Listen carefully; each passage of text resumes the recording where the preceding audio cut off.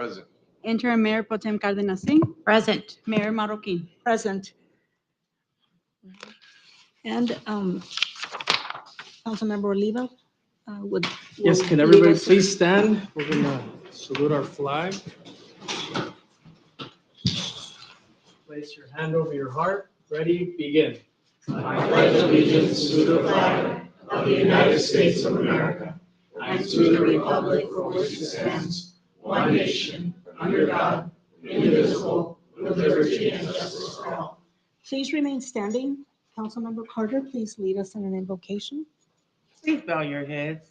Dear Heavenly Father, we come to you simply just saying thank you. We ask you just to bless our nation, Lord. We ask you just to go long, strong, and far, Lord. Just bless everybody that went out and vote. Bless those that couldn't go out and vote.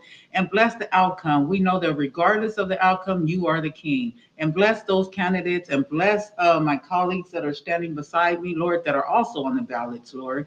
In Jesus' name we pray. Amen.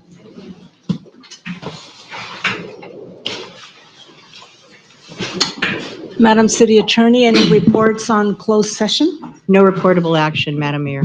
All right, thank you. Okay, and at this time, we go into public comments. And this is our notice to the public. This is a public meeting. If there is an item on the agenda on which you wish to be heard, you are asked to complete a blue speaker slip and submit it to the city clerk prior to the start of the meeting. Persons wishing to address the council are not required to identify themselves. However, this information assists the mayor by ensuring that all persons wishing to address the council are recognized and also assists the city clerk in preparing the city council meeting minutes. When the item is announced and your name is called by the mayor, please step to the podium and state your name for the record. Unless the mayor extends the time, there is a 3-minute time limit for each public presentation. If you wish to address the council concerning any other matter not appearing on the agenda, you may do so during the public comment portion of the agenda. However, you may not show a visual presentation without review of that material. If you do so, you will be considered out of order. Madam City Clerk, do we have any speaker slips? We have none, Mayor. None? None. Anyone virtually? None. Thank you. All righty. And now we go into presentations. And so this week, we have a proclamation for National Law Enforcement Records and Support Personnel, which Appreciation Week, which is November the 11th through the 15th, 2024. And I believe Chief Sawyer, you have a few words for us. Yes. Good evening, Honorable Mayor, Thank members you. of council. Thank you for taking the time tonight to recognize our hardworking men and women in the police department and the record service and support services divisions. Like many of us, they carry many tasks day to day. They wear many hats. And so I want to point out just a couple things. Our records division, we have several prior records division people, and one of the current ladies that's working in our records division here handles every piece of paper that comes in and out of that police department daily. There's not a report that goes through our division or our department without hitting their division. There's not a citation that gets processed, ride-along request forms, requests for public information, and just a number of things. Every single document in that police department is a work that they are a part of, and their efforts are day in and day out above and beyond what we can ask for. We have 4 records clerks processing about 30 to 40,000 police reports a year. That's on average about 10,000 reports per year per person. But it's not quite that simple because every person plays a part in that rotation, plays a part in that role of how it's processed. And it goes beyond that. We have one of our evidence custodians, our community service officer here tonight. Our support personnel, they are the backbone of the police department outside of the law enforcement and the dispatchers that nobody ever sees or hears from or really talks about. The processing, collection of evidence, the maintenance of the chain of custody, the presentation in court and everything else is of the utmost importance for us to be able to be successful in prosecution of criminal matters. And that falls on one person in our department currently. Soon to be 2, we hope, if we can fill the other spot. But Clayton's here tonight, and he handles every piece of evidence that comes in here, every piece of found property, every piece of safekeeping. He's ultimately responsible for tracking, cataloging, and ensuring that it follows the proper procedures to meet the courtroom standards and so forth and laws of evidence. We have Amanda Curiel, our civilian supervisor, who's wearing multiple hats right now. She's filling in for our staff assistant, which is the position she previously vacated. She's filling in for the records supervisor position currently, and she still holds the title of civilian supervisor. So she's handling and juggling many tasks within our department. And then we have one of our new additions, Veronice, here tonight, standing in the back, who's our records clerk 2, kind of a semi-formal supervisor within the division, tasked with training and everything else. And I won't mention the city, but I'm very proud to say that we stole her from another city, and she brings a wealth of knowledge and information. And then we have several ladies that are probably a little too shy to be recognized publicly and didn't want to be here tonight for those reasons. But each and every one of these individuals, along with our community service officers and of course our dispatchers and police officers, have day-to-day activities that really affect not just the functioning of the police department, but the city and how we treat our public. They're the ladies and the men that sit at the front counter that interact with the public when they come in to pay citations, make requests for things, ask for animal control issues, and really they're just the epitome of professionalism. And I stand before you tonight thanking you for acknowledging them and giving them a small moment of coming out of the darkness and having a light shine on them, although they probably don't want that. They certainly deserve it. So I'll stand back and stop talking, but I would ask that they join me up here. If I can have Bernice, Clayton, and Amanda come forward, please. And you can tell they're a little shy, but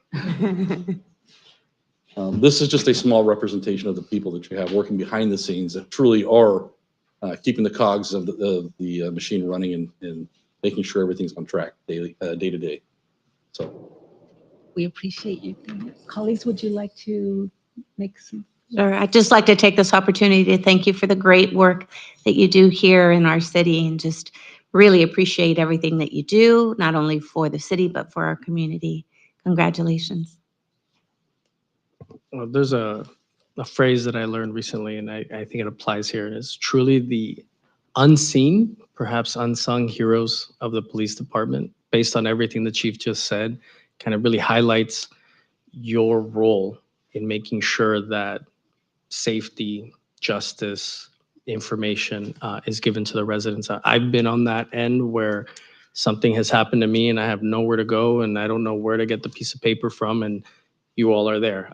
Recently got a phone call from somebody wanting to figure out, how do I get a copy of a police report, right? And I think that the longer you stay up here, or sometimes we just imagine that it just works, right?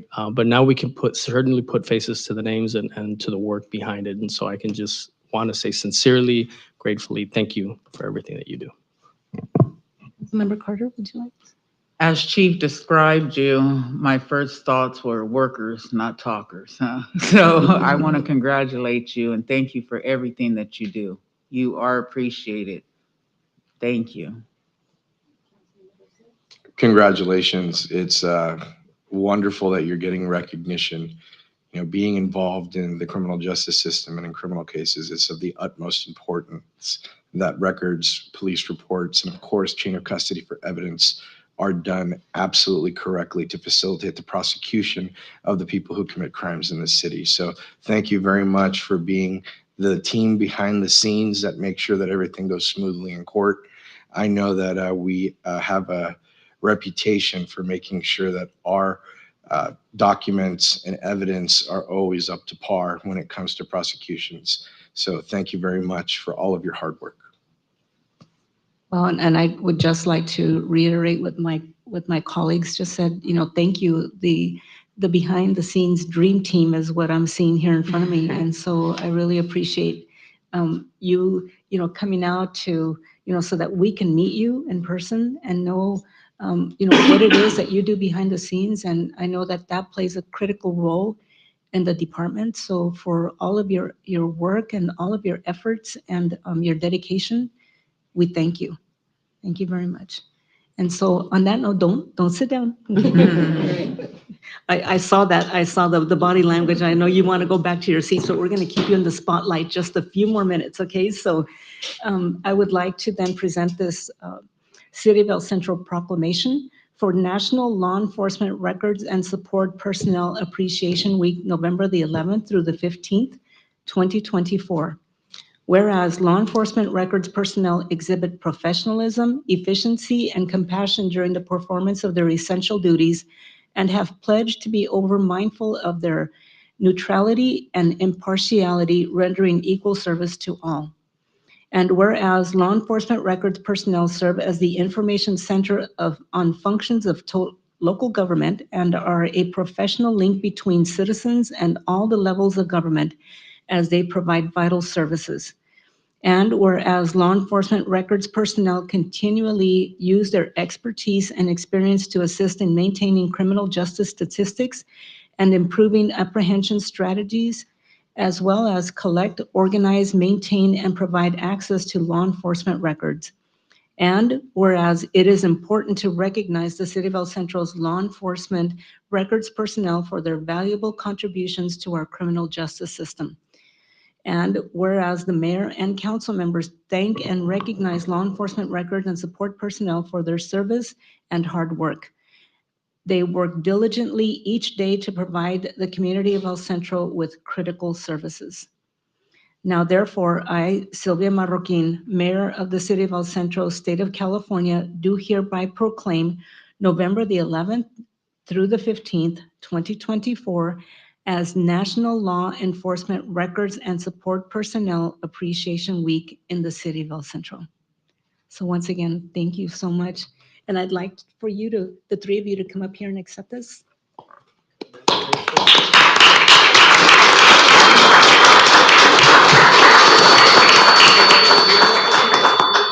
We'd like to take a picture with you.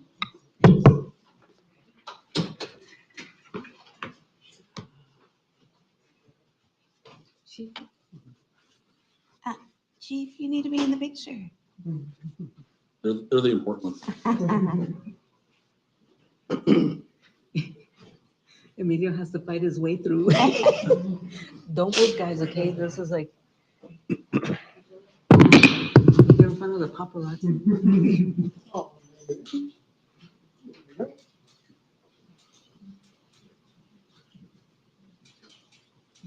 Chief, come in the picture. Come on. Let me jump. And then everybody else, right?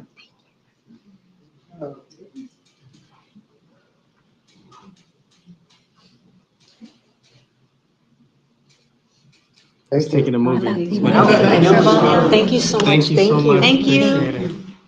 Thank you for everything you do. Appreciate it. So colleagues, we now move on to our consent agenda. And with our new system, I will still call for a voice vote on the motions, and then we will then vote on the screen. Okay, all righty. So. Okay. Second. So Garcia motioned and Cardona Singh second. And there we go. All right, so we're voting here now, right? Yes, uh-huh. All right. And then save. Oh, save. Yeah, save. Uh-huh. Sorry, we're adapting to a new voting system.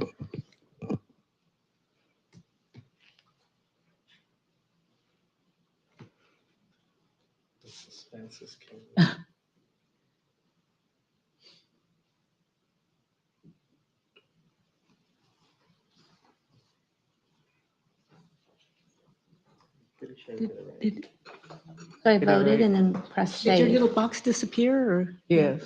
Yeah, okay. Right, we did? There we go. Uh-huh. Yay. All right, there we go.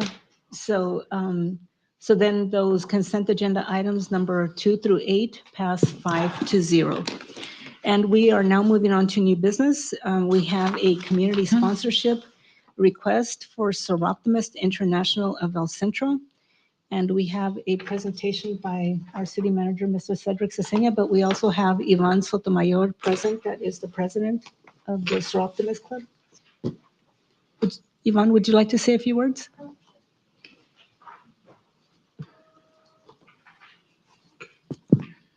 Hi, good evening, Council. As Sylvia said, my name is Yvonne Sotomayor Santos, and I'm president of Seroptimist International of El Centro. And just here today just to quickly talk about our club's, asked to see if the city would help sponsor our Tea Party fundraisers. So basically, this fundraiser is used to help us raise funds to do our annual Christmas project, which this year will be to send 250 children to the movies. And these children will consist of children and women from Woman Haven, the domestic violence clients, and then as well as the children from Casa. And then we're working currently to bring some of the children that are serviced by Charlie. So our goal is to get as many children throughout the entire valley to go to a private event that they can enjoy for, wonderful Christmas memories. And then for whatever funds that we raise in excess will go to our dream programs to fund our educational award for women, and then also to fund our STEAM Wars conference, which will be debuting in January 2025, which we will bring a Star Wars themed STEM conference to high school girls throughout the entire valley. So that's currently worked on as well. So that's what this fundraiser really is for. Thank you, Thank you. Madam Mayor, everything she said was right on. Ditto. I think about the only thing that's missing is the amount of the sponsorship. In this case, a $500 sponsorship is being recommended, as recommended by yourself, and then seconded by me as the city manager's office. So therefore, before you is the approval for a $500 sponsorship, which would leave us with a balance of $1,627 into the account. Madam Mayor, I'm sorry, just for clarity, I will be abstaining. Yes. I am a member of the Seroptimus Club, and then in addition to that, vice president. So for that Okay. reason, I will abstain. I'll second. So we have a motion by Garcia, second by Carter. Members, please vote.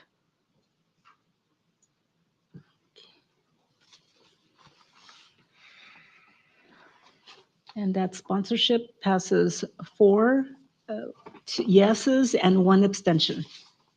Thank you. Okay. All righty. And now we move on to item number 10, to ratify a letter of support for the Workforce Accelerator Grant Project in Imperial Valley. Presentation by our city manager, Mr. Cedric Cesena. Thank you, Madam Mayor. So the item before you is a ratification of letter of support for the ILG's Workforce Accelerator Grant Project. This came in as a last minute request, therefore our office signed and sent out the requested letter. As you're aware, the ILG has done work here in the Imperial Valley before. They had the Boost program previously. We're in a second iteration of that particular program here in the Valley. In particular, this grant would be provided for leadership training for mid-career professionals in the Imperial Valley government sector. This would enhance skills in municipal finance, governance, and community engagement. Therefore, we provided the letter of support and is before you for ratification. Madam Mayor, I move to approve this item. Okay. Second. Second, so City Clerk, did you get those two? Yes. Okay.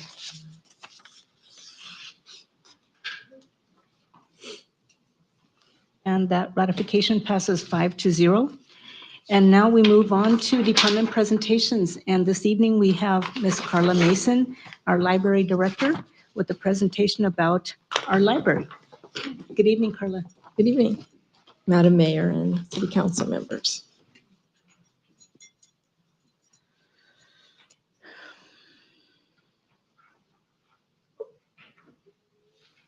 So this presentation tonight is highlighting all the work that's being done, or some of the work that's being done at the library.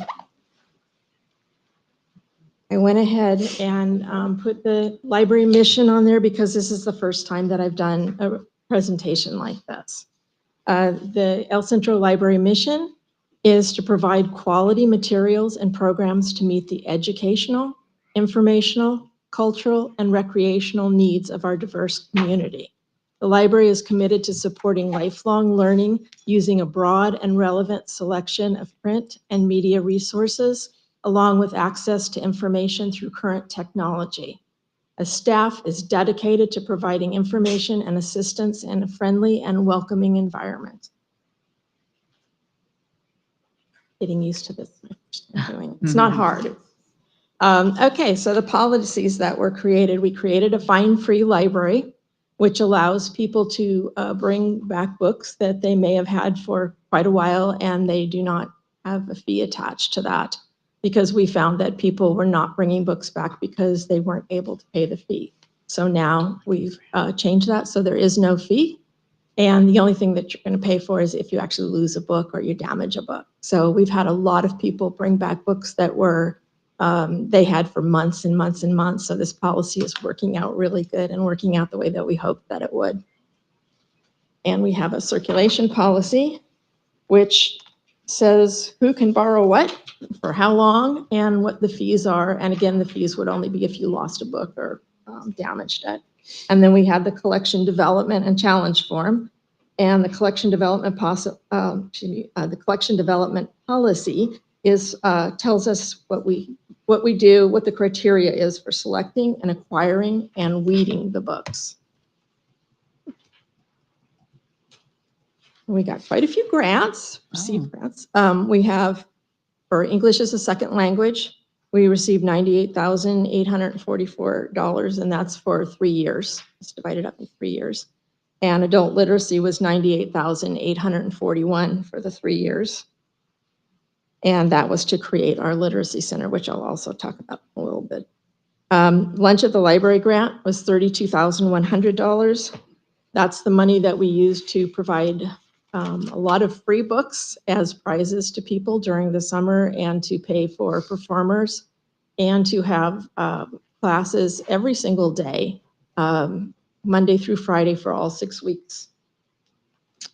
And we have an increase in our zip books. We should be receiving that within the next couple of weeks. Last year was 10,000 something, and this year we're getting $16,091 for our zip book program. And that's the program where people can order books that we don't have in our library, and the books get delivered right to their door. And they can read it, and as soon as they get done with it, they bring it back to the library and we input it into our system. So the individual person gets the book that they want, and the library gets a new book and doesn't have to pay for it. So it's a win-win-win situation. We received hiking backpacks, 21. They were very popular. They'll probably be even more popular now that it's not so hot out. And these backpacks include trekking poles, binoculars, compass, survival equipment, and various other hiking necessities. And our latest greatest is the stargazing kits. We just received them. They're not even in our system yet. So as soon as we get them processed into the system, which will probably be within the next week, then they'll be available for people to check out. They include a very nice size telescope, a carrying case, a portable stool, a compass, a flashlight, and field guides. Let's see. Okay, El Centro Library Reads literacy program. So we talked a little bit about that in the grants. The creation of the El Centro Literacy Center was fully funded by a California State Library grant totaling $197,685. The grand opening of the center was on October 1st. Currently, there are 40 registered students who take classes twice a week, and we have a waiting list of 60 people.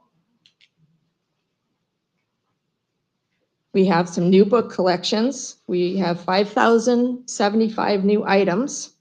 That includes DVDs, adult Spanish, children's Spanish, homeschooling, and NOLO books. The adult Spanish and children's Spanish, we started out with about 50 books total when we opened the library. We now have 802, which is 16 times the amount that we started with, and we keep going every month, increasing that. We created a homeschooling section, and all of the books that I have purchased for that section were requested by parents that do the homeschooling. And we have a NOLO section, which is legal books for the layperson. And that's a new section that we have as well. We received AW computers. We had them, the same ones, for 13 years. And they were old and starting to not work and had old programs on them. So we just received 3 brand new AW computers. And these stations offer children a safe, standalone computer that are not connected to the internet, so the parents don't need to worry about what their children are looking at. And it's age appropriate, engaging, and academically relevant for children. It is designed to support school readiness and technology access while making learning exciting and engaging. And then, drum roll, the 2024 summer reading program. The summer reading program took place from June 17th to July 26th, and the theme was Read, Renew, and Repeat. The attendance during the summer reading program was a grand total of 39,316. Were those, Ms. Mason, were those repeat visitors or were they just new? Those are everybody that came through. We have monitors that are counting everybody, so Mhm. it could be the same person that came every single day, and they would get Okay. counted for the whole. Yeah. For the adult summer reading program, for the first time, we were able to afford to have classes every single week for the entire summer reading program. And for both adult and teen, it was very successful. We had a sip and paint class, vision board class, fan painting, scrapbooking, composting, Christmas in July wreath making, and a sound bath. The total number of attendees was 160. Last year, we had 10 people in the adult summer reading program. So huge number for us. Can I Huge ask, improvement. Yes. what is a sound bath? Oh, okay. It's wonderful.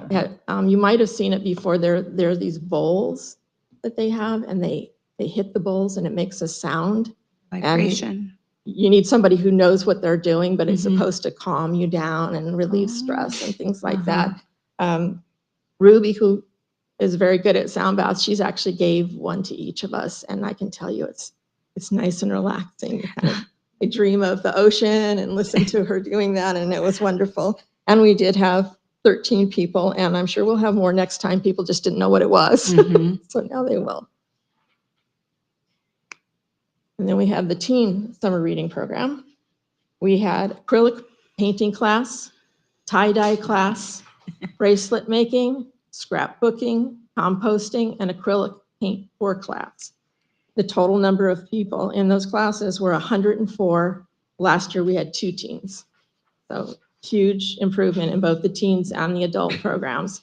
We were able to do that because we provided surveys to everyone and said, what classes would you attend? What time would you attend them? And that ended up working out really well.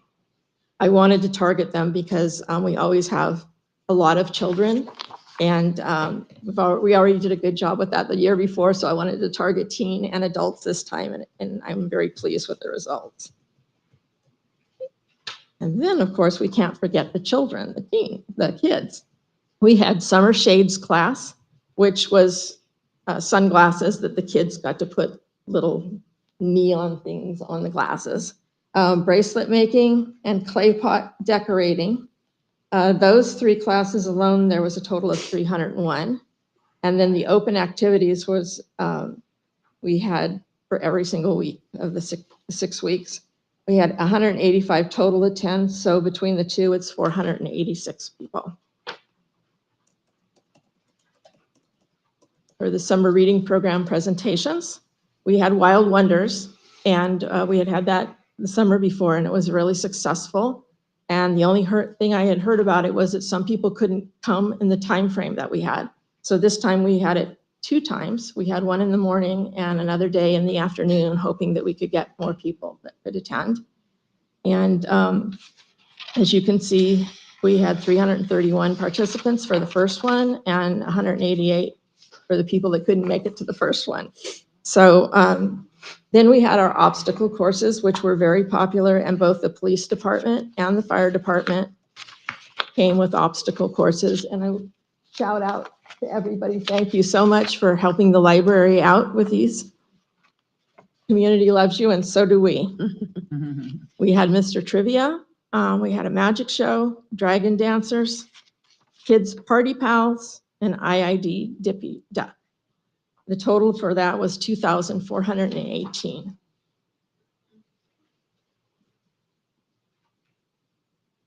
Then we had our now annual Dr. Seuss Family Night on March 3rd of last year and then March 6th of this year, with a total of 596 participants. We had our Halloween Family Night on October 26th of last year and October 10th of this year. And we had 543 and 603 participants respectively. We had Christmas family night. Last year, our annual Christmas family night on December 14th had 625 participants. This year, we're going to have the family night on December 12th from 4 to 6. And once again, we're going to partner with the fire department, and Santa Claus will be arriving on the top of the fire truck. And we'll have Santa sitting in his chair again, taking the wishes from the little kids. And we've added a few decorations, and we also added a nice big postal box where kids can drop their letters for Santa in. So, reading with a firefighter. On June 29th of last year, the El Centro Fire Department teamed up with the library to do a program on fire safety. Not only did they do a safety presentation, but they also read a book titled Fire Truck to the Rescue, and they gave a tour of the fire truck, which is always hugely popular with the kids. Okay, and we had reading with then Mayor. On July 20th, 2023, the library hosted a pet food and donation drive to help the Imperial Valley Humane Society. Then Mayor Martha Cardenas Singh was present at the event and spoke to the public about the importance of Brinley and read a book titled Helping Dogs. On November 7th, the El Centro Police Department joined our story time with Brinley. And in case anybody doesn't know, that gorgeous dog is a comfort dog that we love, and we wish we could have them all the time at the library. Things to look forward to besides our Christmas program. We're doing a story walk this year, which we've never done before. Okay. It's going to take place on November 19th at 10 o'clock in the First Responders Park. And you bring your little ones and enjoy stories and fresh air and activities. The story walk is an outdoor activity where pages of a story are placed along a trail. And as you walk, you read the story. And it's a mix for a lot of fun to enjoy the reading and to help the kids with their literacy. And any questions? Wow. Wow. The event you're describing about going to First Responders Park and being out, when is that? That is on November 19th at 10 o'clock. Okay, thank you. Ms. Mesa, I just have to commend you for all of the grants that you were able to obtain. I think you're giving Adriana and Abraham and Angel a run for their money, in terms of all the grants that they are able to, to obtain. But wow, this is like, and just the growth of and the popularity of your programs is commendable. Thank you. It's just like, Well, the staff is fantastic. I and know they you are got so creative. I know. I was just gonna say, you took the words right out of my mouth. They are so creative. So this story walk, is that something that one of your staff members Yes, thought Ruby created that. Really? Well, other libraries have done story walk, but she okay. was the one that decided that would be a good thing to bring, and this is her project. Wow. So I'm really looking forward to it. Yeah. But I've always enjoyed all of the activities that you have at the library. They're so much fun. Thank so you. It's like, yes, so. Alrighty, but we really appreciate your presentation, and just keep up the great work, and looking forward to see what else you come up with. It's just like, thank you. Thank you. Alrighty. Thank you. Thank you. So, well, we are almost at the end of our agenda. We are now on to task force reports by council members and the mayor. Councilmember Carter, would you like to go first? Sure. I want to start with our Cal City conference in Long Beach. I attended a lot of the seminars, a lot of them, meeting thousands of like-minded people who want to serve, that are eager to serve. And it was one of the, I'm going to touch bases on one of the seminars that I attended. It was the Fight Fentanyl.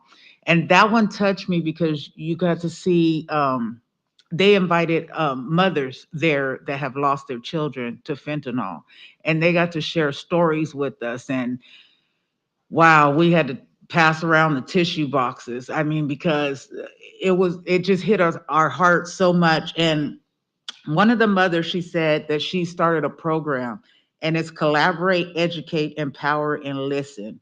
She said, that has been a program that she started in LA, and now it's like multiplied by the people that she's had that are involved in it.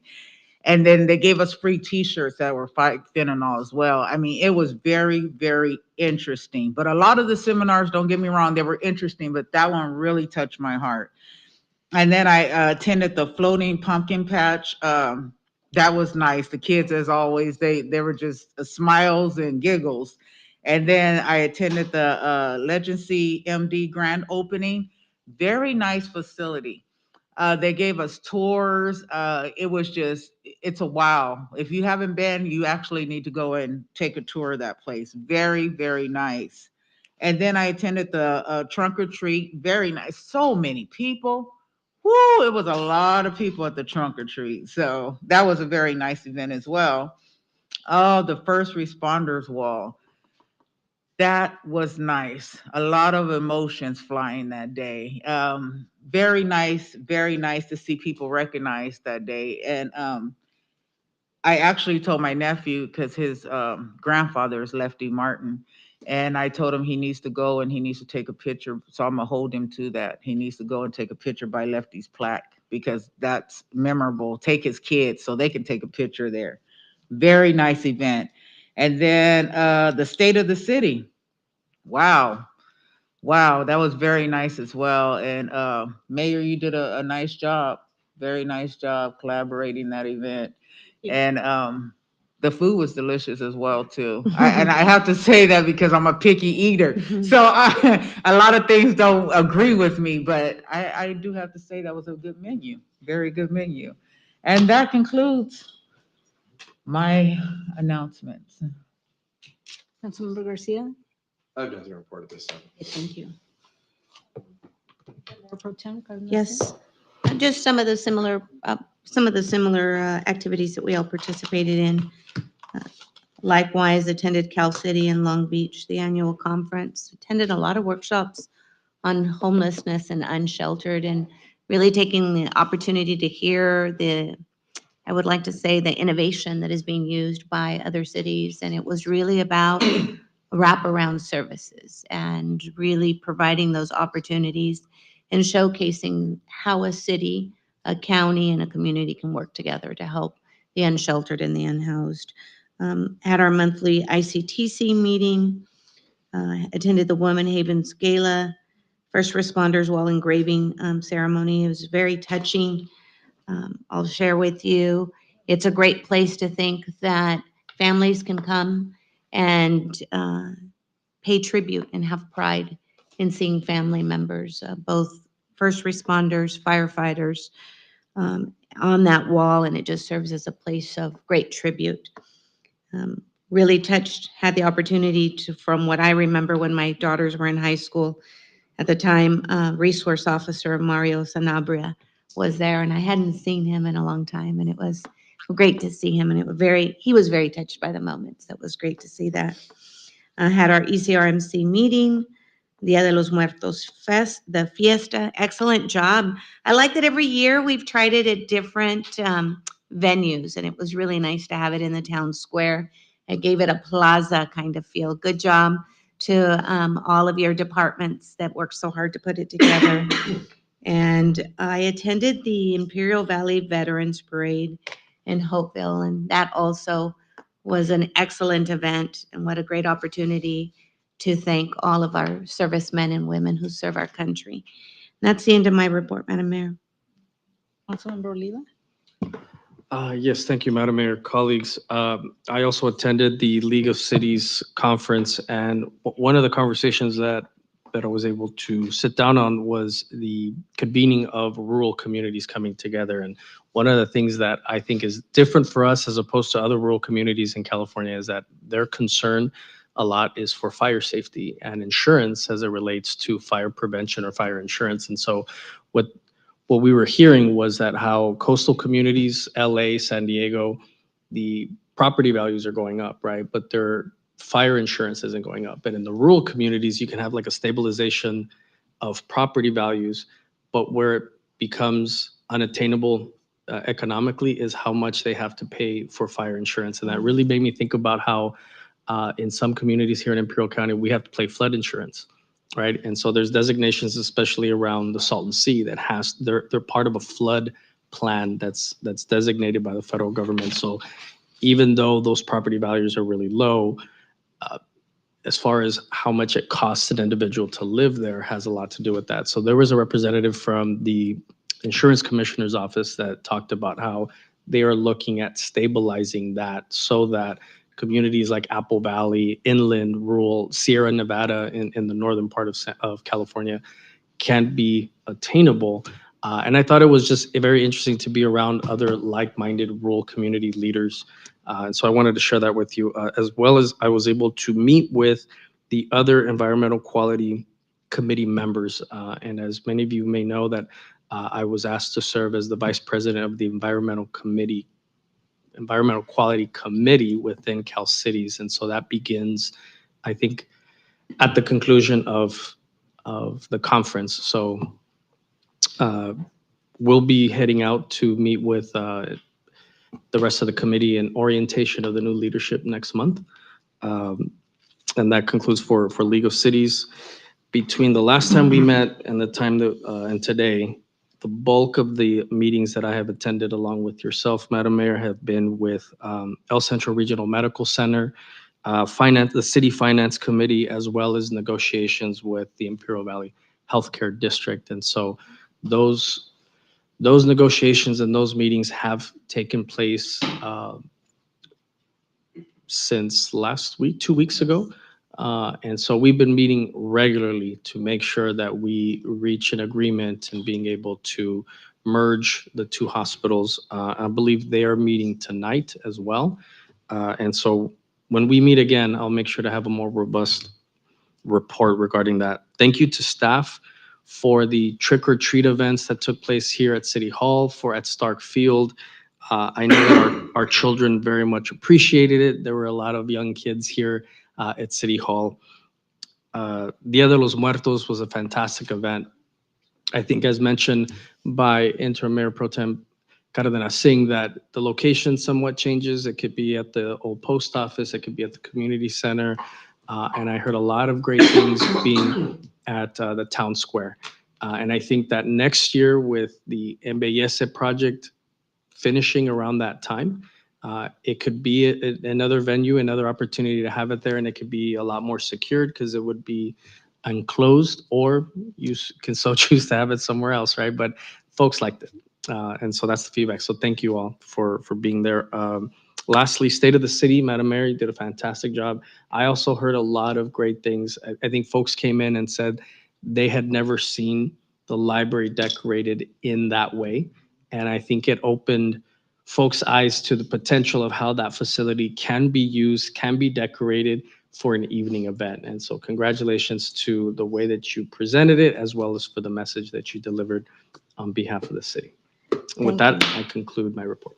Thank you, Councilmember Oliva. And I too, that was the highlight of the past couple of weeks, our State of the City, but that, we couldn't have done it without the great team that I have behind me. And so I have to, give my sincerest thanks for all the hard work and helping us put that event together. And, to Emilio and Mario for all of your technical expertise. That was just great. And I'm still in awe over how the room looked. And so I'm just all very, very proud of all of you. Thank you. And let's see.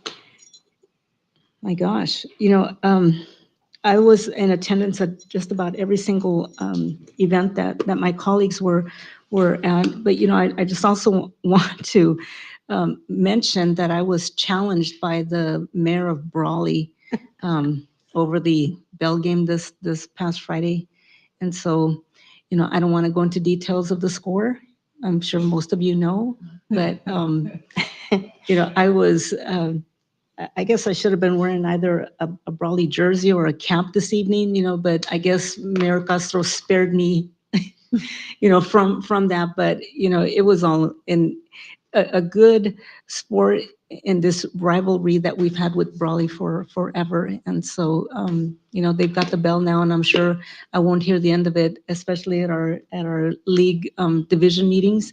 And so, but there's always next year. So on that note, it is 6:45 PM and this meeting is adjourned. Have a good evening, everybody. Mayor, we forgot the city manager's report. Oh, my gosh. He doesn't have it. Doesn't happen. That's it. I'm sorry. Just to say he was with us everywhere, too. Yeah.